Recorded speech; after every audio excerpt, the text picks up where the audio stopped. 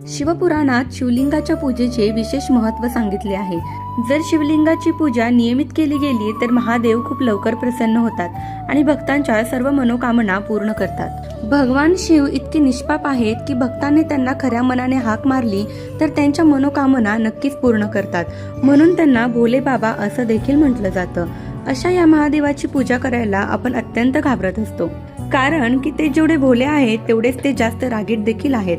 तर घरामध्ये शिवलिंग कुठे ठेवावे, शिवलिंग घरात कसे ठेवावे, शिवलिंग घरात स्थापना करत असताना कोणती काळजी घ्यावी, घरात शिवलिंग नेमकं किती आकाराचं असावं, त्यासोबतच नंदी असावा का, शिवपिंडीवरती हळद कुंकू वाहिले जाते का, किंवा शिवपिंडीवरती जेव्हा दुधाचा अभिषेक करतो तेव्हा कोणते नियम पाळायला हवेत, तर याबद्दलची संपूर्ण माहिती तुम्हाला जाणून घ्यायची असेल तर खाली दिलेल्या लिंकवरती क्लिक करून तुम्ही संपूर्ण व्हिडिओ बघू शकता।